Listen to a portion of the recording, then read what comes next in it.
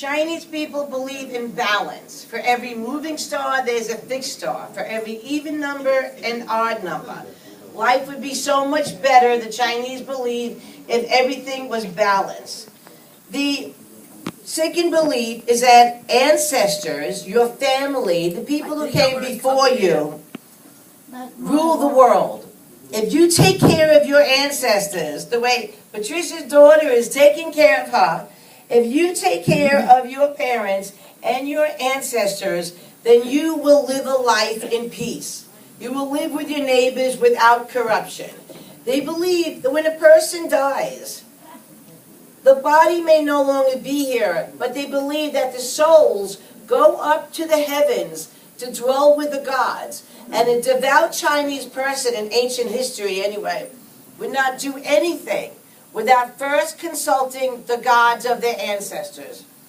They would not get married, they wouldn't buy a house, they wouldn't start a farm without consulting ancestors in the gods. You've all been to a Chinese restaurant when you found out if you were a pig or a steak, right? Yeah. I'm going to be giving out the horoscopes.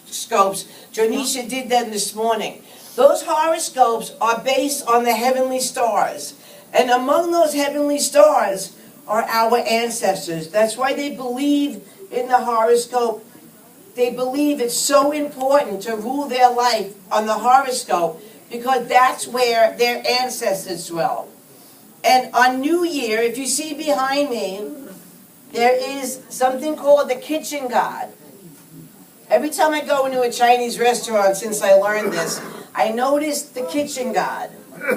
Do you know his real name? I forget his Chinese name. But what happens is, and it's kind of, it reminds me of the Jewish holiday of Yom Kippur, where it's a day to think about your life and settle all your debts. Well, in a way, that's what happens. On New Year, a person settles their debts, makes peace with everybody, and before midnight, they take their kitchen god, and most families have maybe a statue of the god, or it could be like this, and they put honey on their lips. Because what's going to happen, at midnight, they take the kitchen god and burn him outside in the kitchen fire. And when the kitchen god goes up to heaven, he's going to report things about the family. And if he's surrounded by sweet fruit and sweet things, it's more likely that he would report all sweet things. Red, if you look around the room is predominantly red. Red is a very lucky color. And I have red envelopes here. I let Patricia pick the first one. You can open it now if you want, Patricia. The parents generally put money in red envelopes for the children. But today, I put money in the envelopes for all of you. Also, there's no day of the week for Chinese. They don't have a day of rest, but they have many, many holidays. What I think I'm going to do, I'm not sure how I'm running on the time. Do you have any clue how I'm running on the time?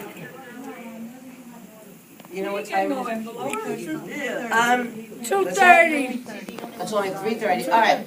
I think there's still a lot more to teach you, but I would like to serve the noodles, wherever they are, In there. before they get too cold. And then I have a lot to teach you afterwards about New Year's and the dragon. Do you ever see on Chinatown that big giant dragon? Yeah. Do you know it's about 100 feet long and it takes over 100 men to walk that dragon down Chinatown? It's a really festive holiday once all the debts have been paid and they're ready to start all over. And again, it really reminds me of Yom Kippur. It's a day to start all over. How am I doing so far, Patricia? Good. Now, Patricia, right here, why don't you turn around and face the camera? Is there anything I'm leaving out about Chinese New Year? No, you didn't. I'm You doing did a good job? Gang Fache.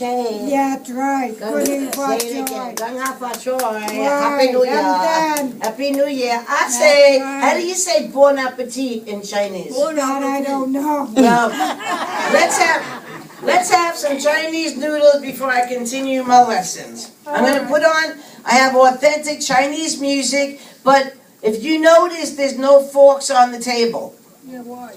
Because you're not allowed to eat with forks. Patricia is going to be giving us chopstick lessons. Oh. You hold it with your fingers like this. No fingers, chopsticks. Like this. Okay, you can show.